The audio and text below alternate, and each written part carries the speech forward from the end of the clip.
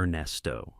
A few years back, I was basically a ghost, not in a cool, spooky way, more in a might get blown away by a strong gust of wind kind of way.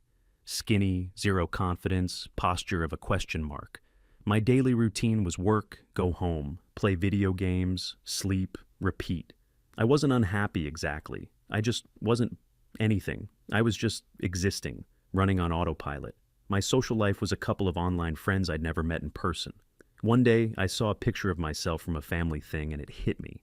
I looked pale, tired, and just weak. A background character in my own life. That was the spark. Decided I needed a change, a real one. Signed up for a gym membership, not one of those fancy fitness clubs with smoothie bars and yoga classes. Just a simple, no-frills place. The kind of place where the air smells like chalk and iron. The first few weeks were hell. Everything hurt. I felt stupid, weak, completely out of place. All these huge guys were moving weights that looked like they belonged on a forklift, and I was struggling to bench the empty bar. Felt like everyone was watching me, judging me. But they weren't. Nobody cared. They were all in their own zone, focused on their own battle. Slowly I got into a rhythm, found a simple beginner's program online and stuck to it religiously. 6 a.m. alarm, protein shake, gym, work, home, eat, sleep. It became my ritual, my therapy. The physical changes came slowly at first. A little more definition in my shoulders. My t-shirt started to fit a bit better. But the mental change was immediate. For the first time in my life, I had discipline. I was actively working towards a goal, the feeling of finishing a brutal workout, completely exhausted but knowing you gave it your all. It's a kind of peace you can't buy. After a few months, I wasn't the new guy anymore. I started to understand the unspoken language of the gym, the quiet nod of respect to the guy deadlifting a small car. The "you got one more in you" encouragement from a random stranger, asking for a spot and then giving a spot in return. It wasn't a social club. We barely talked about our lives outside those walls, but it was a community, a brotherhood forged in shared effort. We were all there for the same reason, to be better than we were yesterday. A year went by, then 2. I was a different person. I'd gained a solid 30 pounds of muscle. My posture was straight. I looked people in the eye when I talked. The gym had become my sanctuary, my constant. No matter how bad a day at work was, I knew I could go there and hammer it out on the weights. It taught me that pain can be productive, and that consistency is the only thing that brings real results. This newfound confidence started bleeding into other areas of my life. I was more assertive at work. I started going out more. And that's how I met Cassidy. It was at a coffee shop. I was just reading a book, and she sat down at the table next to mine. We made eye contact, a small smile, and that was it. We started talking. She was smart, funny, passionate about her beliefs. And beautiful, obviously. I was nervous, but I didn't let it show. I was calm. The gym gave me that. It taught me how to be comfortable under pressure. We hit it off immediately. I got her number. Our first few dates were amazing. She was fascinated by my discipline. She loved that I was driven. I remember one time, she traced the lines of my shoulder and forearm, told me she loved how strong I looked, how secure she felt when she was with me. When I told her about my transformation, how I used to be this skinny, shy kid, she was incredibly impressed. It felt good. It felt like all that hard work was being seen, appreciated. For the first 6 months, everything was perfect. The gym was my thing, and she had her things. We had our life together. It was a good balance. I'd go to the gym in the morning, and we'd have the evenings to ourselves. She never showed any interest in going with me, which was fine. It was my space, my time to decompress. The first crack appeared subtly. We were scrolling through my phone one afternoon, and I showed her a picture of me with a couple of guys from the gym. We'd just hit a new personal record on squats, and we were all grinning like idiots, covered in sweat. She looked at the photo for a second too long. Her smile was a little tight. "You all kind of look the same," she said. I laughed it off. "Yeah, we all look exhausted." But she didn't laugh. "No, I mean, it's just a very specific type, isn't it? All about being big and strong." I didn't know what to say to that. It felt like a weird criticism, but I couldn't put my finger on why. I just shrugged and changed the subject. A week or so later, she brought it up again. I came home from the gym feeling great, and she was sitting on the couch with her laptop. She didn't look up when I came in. I asked what was wrong. She sighed. I was just reading this article about the culture in places like your gym. I knew where this was going. It's such a breeding ground for toxic masculinity, she said, finally looking at me. All that aggression, the competition, the focus on brute strength, it's so primitive. I tried to explain. Told her it wasn't about aggression, it was about discipline. It wasn't about competition with others, but with yourself. I told her about the camaraderie, the mutual support. She just shook her head, like I was a child who didn't understand.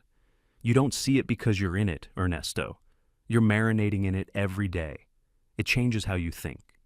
That conversation planted a seed of doubt, not in myself, but in us. It felt like she was attacking a core part of who I was, the part I had worked the hardest to build. After that, the comments became more frequent. She'd call my protein powder steroid juice as a joke. If I was sore after a heavy leg day, she'd say, "Maybe your body is trying to tell you to stop torturing it with that patriarchal nonsense." It was death by 1,000 cuts. Every little jab was designed to make me feel foolish for my passion. Then she started trying to pull me away from my routine. "Could you miss the gym just this once? My friends are having a get-together. There's a really interesting documentary on tonight. We should watch it together instead of you going out." At first, I tried to compromise. I'd move my workouts around, go in later, or on different days. But it was never enough. Every time I chose the gym, it was seen as a personal slight against her. It became a loyalty test, her or the iron. The arguments started getting worse. I'd come home, and the atmosphere would be thick with tension. She would tell me that my obsession was unhealthy, that I was neglecting our relationship for the sake of my ego. I tried to make her understand that the gym is what made me a better partner. It gave me energy, confidence, a positive outlet for stress. Without it, I'd still be that ghost I was before we met. The person she fell for was built in that gym. That was the irony she refused to see. She saw my strength, but despised the place where I forged it. One evening, we had the biggest fight yet. It started over something small. I was getting my gym bag ready for the next morning. She saw it and just exploded. It wasn't a normal angry outburst. It was a cold, calculated lecture. She told me that she couldn't, in good conscience, be with a man who so enthusiastically participated in a problematic subculture, that it was against her principles. She said the gym represented everything she was fighting against, an outdated model of manhood based on physical dominance. I was just standing there, gym bag in hand, feeling like I was on trial. I was being accused of something, but I wasn't sure what. Being strong, being disciplined, having male friends, it felt insane. I told her as calmly as I could that she was twisting something positive into something ugly because it didn't fit her worldview, that she was the one being rigid and judgmental. That's when she laid it out, the ultimatum. "I need you to choose, Ernesto," she said, her voice completely flat. "It's either that place or it's me." I was stunned into silence. I couldn't believe it had come to this. A choice between the person I loved and the process that made me the person she supposedly loved. I looked at her, searching for some sign of compromise, some hint that she didn't really mean it. There was nothing, just a hard, determined stare. She had drawn her line in the sand. I spent that whole night awake, turning it over and over in my mind. Part of me was furious. How dare she? How could she be so controlling, so blind? But another part of me was terrified of losing her. I loved her. I really did. I couldn't imagine my life without her. Our good times were so good. Maybe she was right. Maybe I was obsessed. Maybe I could find another way to stay in shape. We could go hiking, maybe take up running together. I started to rationalize her position. I told myself that relationships are about sacrifice. You give up parts of yourself for the greater good of the couple. My friends from the gym, they were great, but they weren't my life. Cassidy was. By morning, I had made my decision. I was exhausted, defeated. I found her in the kitchen, sipping coffee like it was just another day. I told her she was right, that she was more important, that I would quit. A slow smile spread across her face, a smile of victory. It didn't look like the smile of someone whose partner had just made a huge sacrifice for them. It looked like the smile of someone who had won an argument. That should have been my final warning sign, but I ignored it. I was too busy mourning a part of myself I had just agreed to kill. Later that day, I went to the gym, not to work out, but to cancel my membership. It felt like a walk of shame. The guy at the front desk knew me. He asked if I was moving. I just mumbled something about being too busy and slid the cancellation form across the counter. I saw a few of my gym buddies. They waved. I just gave a weak wave back and hurried out before they could talk to me. I felt like a traitor. Driving home, I threw my gym bag in the back of my closet. I felt hollow. That night, Cassidy was ecstatic. She cooked my favorite meal. She was more affectionate than she'd been in months. She kept saying how proud she was of me, how I had made the mature choice. She told me this was a new beginning for us. We could find new hobbies, things we could do together. For a week or two, it felt like she was right. The tension in our apartment was gone. We were getting along. We started going for long walks in the evening. It was nice, but it wasn't the same. It didn't give me that same release, that feeling of pushing my limits. My body, so used to the 6 a.m. routine, felt confused. I'd wake up early, full of energy, with nowhere to put it. I started sleeping in later. The first month passed. The walks became less frequent. It started getting colder, and Cassidy didn't like being out in the chill. She suggested we try some home workout videos. We did it twice. She complained the whole time, and it felt more like a chore than a workout. So we just stopped. Our evenings became standardized. Come home from work, decide what to order for dinner, sit on the couch and watch TV until we went to bed. The discipline I had built over years began to erode. Without the anchor of my morning gym session, my whole day felt adrift. I started eating more junk food. Why not? I wasn't training for anything. The physical changes started subtly. The sharpness of my muscles began to soften. A thin layer of fat started to accumulate around my midsection. I told myself it was fine. It was normal. This is what happens when you're in a comfortable relationship. But I didn't feel comfortable. I felt dull. The energy that Cassidy had supposedly loved so much was fading. I was more tired, more irritable. I didn't have that physical outlet for my stress and frustration anymore. It all just stayed inside me, simmering. Cassidy didn't seem to notice at first, or if she did, she didn't say anything. She had gotten what she wanted. I was home more. I was completely hers. The toxic influence of the gym was gone, but something else was gone too.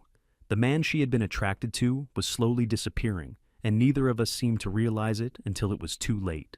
My friends from the gym had texted a few times at the beginning, asking where I'd been. I made up excuses. Work was crazy. I was traveling. Eventually, they stopped asking. I was completely cut off from that world, from that part of myself. It was just me and her, in our quiet apartment, watching the glow of the television screen. I remember looking in the mirror one morning after about 3 or 4 months. I didn't recognize the guy looking back at me. His shoulders were slumped. His face was puffy. The fire in his eyes was gone. He just looked deflated. And for the first time, a cold, hard knot of resentment started to form in my stomach. I had done this for her, for us. But in the process, I was losing myself. I tried to bring it up with her once. I told her I was feeling sluggish and unhappy. I suggested maybe I could go back to the gym just a couple of times a week. Her face immediately hardened. "We've been over this, Ernesto. Are you saying you're not happy with me?" She twisted my words, making it about her, making me the bad guy. It was emotional blackmail, plain and simple. So I dropped it. I buried the resentment and tried to pretend everything was okay. But the foundation of our relationship had a crack in it, and that crack was getting bigger every single day. It was building up to something. I could feel it in my gut. The final conversation was coming, and I was terrified of it, so I dropped it. I stuffed the feeling down and went back to the couch. The months that followed were a long, slow, downward spiral. It wasn't a sudden crash, more like a leaky faucet. A constant drip, drip, drip of my former self draining away. My body continued to change. I had spent years building a physique I was proud of. Strong, functional, healthy. Now, I was watching it deconstruct in slow motion. The discipline of the gym had controlled my diet. Now, without that goal, the floodgates were open. Pizza on a Tuesday? Sure. Ice cream before bed. Why not? Cassidy encouraged it at first. She called it living a little and not being so rigid. But then my clothes started to get tight. First it was my jeans. Then my shirt started to pull across the stomach. I remember one morning trying to button up a shirt I used to love. The buttons were straining. I felt a flash of shame. I took it off and grabbed a looser one from the back of the closet. My wardrobe started to consist of sweatpants and oversized hoodies. My comfortable clothes. Cassidy's attitude started to shift in tandem with my physical decline. The affectionate praise for my mature choice had long since vanished. It was replaced by a new kind of language, little passive-aggressive jabs. I'd be breathing a bit heavy after bringing in the groceries, and she'd say, "Wow, take it easy there." I'd reach for a second slice of pizza and get a pointed look from across the table. "Are you sure you need that?" It was confusing. She was the one who celebrated when I gave up my rigid lifestyle. Now she was policing the results of that decision. Our sex life, which had been healthy and active, withered and died. It started with her being too tired or having a headache. Classic excuses. Then it moved on to her just rolling over and facing the wall the moment we got into bed. The distance between us in that bed felt like a mile. Any attempts I made to initiate intimacy were met with a sigh or a gentle push away. It was a quiet, soul-crushing rejection, repeated night after night. I stopped trying. The fear of that rejection was worse than the lack of intimacy itself. I was no longer the strong, confident man she'd felt secure with. I was just the guy who lived in her apartment. The irony was suffocating.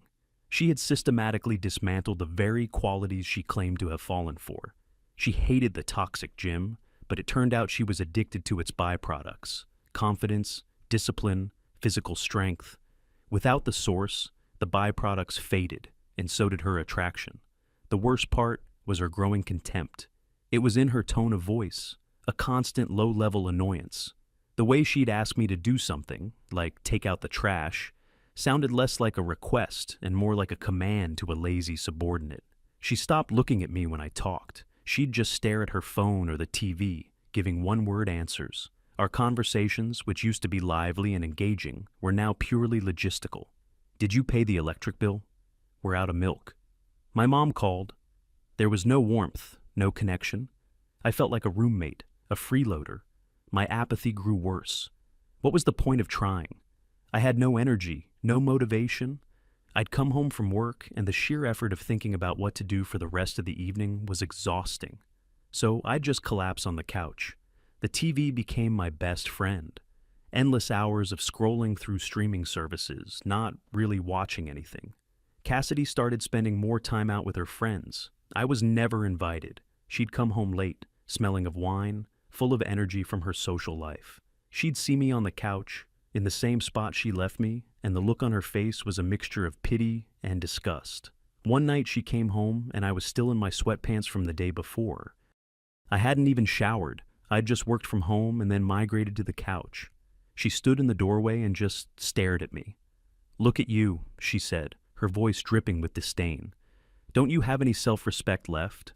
I didn't say anything. What was there to say? She was right. But a voice in the back of my head screamed, "You did this to me. This is what you wanted." I said nothing. I just took the verbal punch and continued staring at the screen. The man she was yelling at was a stranger to me, too. The Ernesto who woke up at 6 a.m. to go lift heavy things would have never let himself get like this.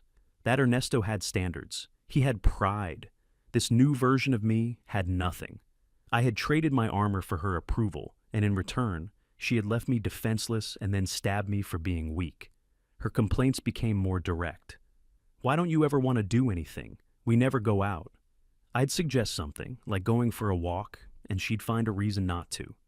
"It's too cold," or "I'm not in the mood." The real reason was that she was embarrassed to be seen with me. I had become an accessory that no longer matched her outfit. The final nail in the coffin came on a completely ordinary weeknight. It had been about 8 or 9 months since I'd quit the gym. We were on the couch, in our usual positions, miles apart. She was scrolling through her phone, that endless hypnotic thumb flick. I was half watching some bland reality show. Silence had become our default setting. Suddenly she stopped scrolling. She angled the phone screen slightly away from me, but I could still see the reflection in her eyes. It was a video of some fitness influencer, a guy with perfect abs doing some ridiculous workout on a beach.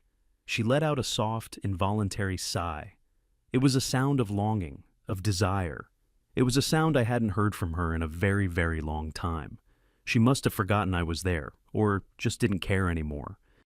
Without looking up from the phone, she said it, the words that would change everything.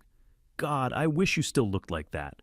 Remember when you had drive? You've just gotten so soft. Time stopped. The stupid voices from the TV faded away. The hum of the refrigerator, the sound of traffic outside, it all went silent. The only thing I could hear was the frantic pounding of my own heart. Soft. It wasn't an angry word. It wasn't a yell. It was worse. It was a final, dismissive judgment. A verdict. She had taken my strength, my discipline, my fire. She had demanded I extinguish it. And now she was holding me in contempt for being the ashes that remained. Everything became crystal clear in that moment. It wasn't about me being toxic. It was never about her principles. It was about control. She wanted the benefits of my hard work without allowing me the process it took to achieve them. She wanted a lion, but one she could keep in a cage in the living room. And when the lion stopped being a lion, she lost interest. I didn't get angry. I didn't yell. A strange cold calm washed over me. The resentment that had been simmering for months didn't boil over. It solidified into a block of pure, hard ice in my gut. I looked at her, really looked at her, for the first time in months. She was still staring at the phone, lost in a fantasy of a man who wasn't me, the man I used to be. I realized in that second that I didn't love her anymore. I don't know when it happened. It had been a slow death, but her words were the official time of death announcement. The person I had loved wouldn't have done that. Wouldn't have been so casually cruel.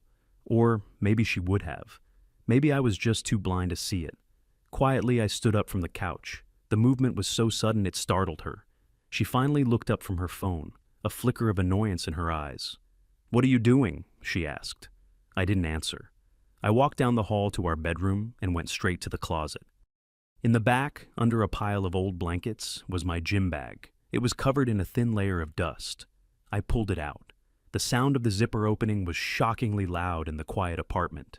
Inside, everything was as I had left it. My lifting shoes, my worn-out gloves, my water bottle. It felt like unearthing a time capsule, a relic from a past life. Cassidy appeared in the doorway of the bedroom. Her arms were crossed. The look of annoyance had been replaced by confusion with an undercurrent of dawning suspicion. "Ernesto, what's going on? What are you doing with that?" I finished zipping up the bag and slung the strap over my shoulder. The familiar weight felt good. It felt right. I turned to face her. I looked her directly in the eye, and for the first time in a long time, I wasn't intimidated. I wasn't afraid. I felt nothing but a cold, liberating clarity. "I'm going to the gym," I said. My voice was steady. It didn't waver. It was the voice of a man who had just made a decision he would not be talked out of. Her face went through a rapid series of emotions. Confusion, then anger, then a flash of panic. "What? No. We talked about this. You promised," she said, her voice rising. "You can't just decide to go back to that toxic place." I took a step towards the door, and she stood in my way. I stopped a few feet from her. "You were right," I said, and her face softened for a second, thinking she was winning. "The man you fell for spent 2 hours a day in that toxic place. It made him strong. It made him confident. It gave him drive." I let the words hang in the air for a moment. "I gave that up for you," I continued, my voice still perfectly calm. "And you've spent the last 6 months showing me nothing but contempt for the result. You hate the man I became to please you." Her mouth opened, then closed. She had no argument. She knew it was the truth. "I'm not making that mistake again," I said. "I'm choosing myself this time." I moved to walk past her. She reached out and grabbed my arm, a desperate, panicked gesture. "Don't do this, Ernesto. We can fix this. I didn't mean it." I looked down at her hand on my arm, then back up at her face. "Yes, you did," I said. I gently removed her hand from my arm. I walked out of the bedroom, down the hall, and to the front door of the apartment. I could hear her following me, her pleas turning into sobs. "Please don't go. We can talk about it." I paused with my hand on the doorknob. I didn't turn around. There's nothing left to talk about. And with that, I opened the door, stepped out into the hallway, and closed it quietly behind me. The click of the latch echoed, a final, definitive sound. the end of one chapter, and the beginning of a new one. I stood in the hallway for a moment, the closed door behind me. I could hear her muffled sobs on the other side. A part of me, a small, weak part, felt a pang of guilt, but it was quickly overwhelmed by a massive, surging wave of relief. It felt like I had been holding my breath for 9 months, and I could finally exhale. The weight wasn't just in the gym bag on my shoulder. A much heavier one had just been lifted from my soul. I walked down the stairs and out into the cool night air. I didn't have a plan, I just started driving. My old gym closed at 11 p.m. I glanced at the clock on my dashboard. It was 9:30. I knew where I was going. The drive was on autopilot. My mind was surprisingly quiet. No frantic thoughts, no second guessing.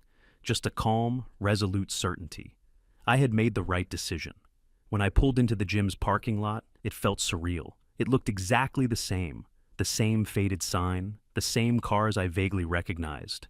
It felt like coming home after a long, pointless journey.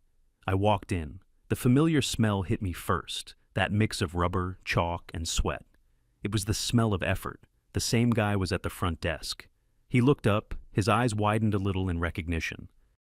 "Hey man, long time no see," he said with a nod. "Thought you'd moved away."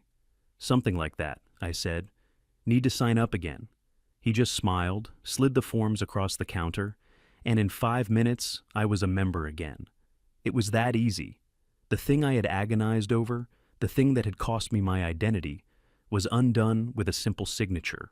I walked into the weight room, the familiar clang of iron plates, the low grunts of exertion, the background beat of some generic rock music. It was a symphony. I saw a few of the old faces. They were older, bigger, stronger. They hadn't stopped. One of them, a guy I used to spot for on bench press, caught my eye. He gave me a simple nod. That was it. No questions, no, "Where have you been?" No judgment. Just a simple acknowledgement. Welcome back. That quiet, understated acceptance meant more to me than any heartfelt speech ever could. This was the toxic brotherhood Cassidy had been so afraid of. I found an empty bench and dropped my bag. I looked at myself in the giant mirror that lined the wall.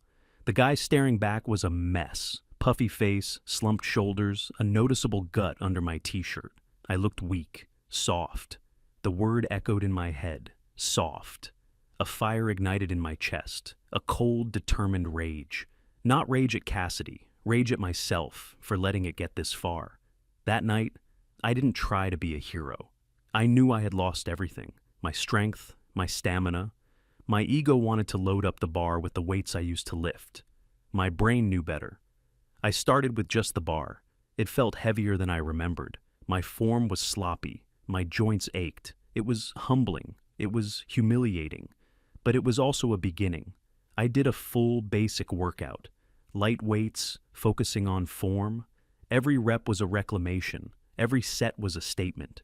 By the end, I was drenched in sweat. My muscles were shaking, and I was completely, utterly spent. It was the best I had felt in almost a year. I sat in my car in the parking lot for a long time afterwards, just feeling the pleasant ache in my muscles. My phone had been buzzing in my pocket. I pulled it out. 20 missed calls from Cassidy, a dozen long, rambling text messages. First they were angry, then pleading, then apologetic. I read none of them. I just blocked her number. Then I went into my contacts and blocked her on every social media platform. A clean break. I drove to a cheap motel for the night. The next day I arranged to go back to the apartment to get my things. I sent her a single text from a friend's phone, telling her the time I would be there and that I wanted her to not be present. When I arrived, the apartment was empty. She had left a long, tear-stained letter on the kitchen counter. I picked it up, folded it without reading it, and put it in my pocket. I packed my clothes, my books, my few personal belongings. The whole time, I was moving on autopilot. I didn't feel sad. I didn't feel angry. I felt nothing. The apartment was no longer my home. It was just a place filled with bad memories. As I was about to leave, I saw the letter on the counter where I'd put it. I picked it up, walked back into the kitchen, and dropped it in the trash can. I didn't need her explanation. I didn't need her apology. Her actions over the last 9 months were the only statement that mattered. I stayed with a friend for a few weeks until I found my own place. A small, simple apartment, just enough space for me. And my new life began. The routine came back instantly. 6 a.m. alarm, gym, work, home, cook a healthy meal, read, sleep. My life became monastic in its simplicity, and I loved it. The gym was my forge. Every day I went in and hammered away at the soft, weak version of myself. It was a slow, grueling process. There were days I was so sore I could barely walk. There were days I felt weak and discouraged, looking at the pathetic numbers on the bar. But I never missed a session. I was rebuilding myself, one rep at a time. The physical changes came faster this time. Muscle memory is a real thing. After a month, the puffiness in my face was gone. After 2 months, my old shirt started to fit again. After 4 months, I was hitting numbers close to my old personal records. But the real transformation was internal. The fire in my eyes was back. The confidence returned, but it was different this time. Before, it was a younger, more naive confidence. This was quieter, harder. It had been tested and reforged in the fire of a colossal mistake. I reconnected with the guys from the gym. We never once talked about Cassidy or my absence. We talked about lifting programs, injuries, and nutrition. Our friendship existed within the context of shared self-improvement, and it was solid and uncomplicated. I learned a hard lesson. Never, ever sacrifice a core part of your identity for someone else's approval. If they ask you to diminish yourself so they can feel comfortable, they don't love you. They want to own you. A relationship should be two complete, strong individuals choosing to walk together, not one person breaking the other down into a manageable size. About 6 months after the split, it happened. I was in the gym, in the middle of a heavy set of deadlifts. I was in the zone, focused. I finished the set, breathing hard, and as I stood up, I saw her. Cassidy. She was standing near the yoga mats, pretending to stretch, but her eyes were locked on me. She looked the same, but my perception of her had changed completely. I no longer saw the beautiful, passionate woman I had fallen for. I saw a person who had tried to break me for her own selfish reasons. Our eyes met across the gym. She gave me a small, hopeful smile, a hesitant wave. For a split second, I felt a flicker of the old emotional connection. Then it was gone, replaced by a profound and peaceful indifference. I didn't scowl. I didn't ignore her. That would have required energy. That would have meant she still mattered. I just gave her a polite, neutral nod. The kind of nod you give a stranger who holds the door for you. And then I turned my back. I turned back to the bar, back to my workout, back to my life. I didn't look to see her reaction. I didn't care. Her chapter was over. The book was closed. I added another plate to each side of the bar. It was time for my next set. My final set was my best one yet. As the weight left the floor, I felt strong. I felt free. I was myself again, and I would never ever give that up for anyone again.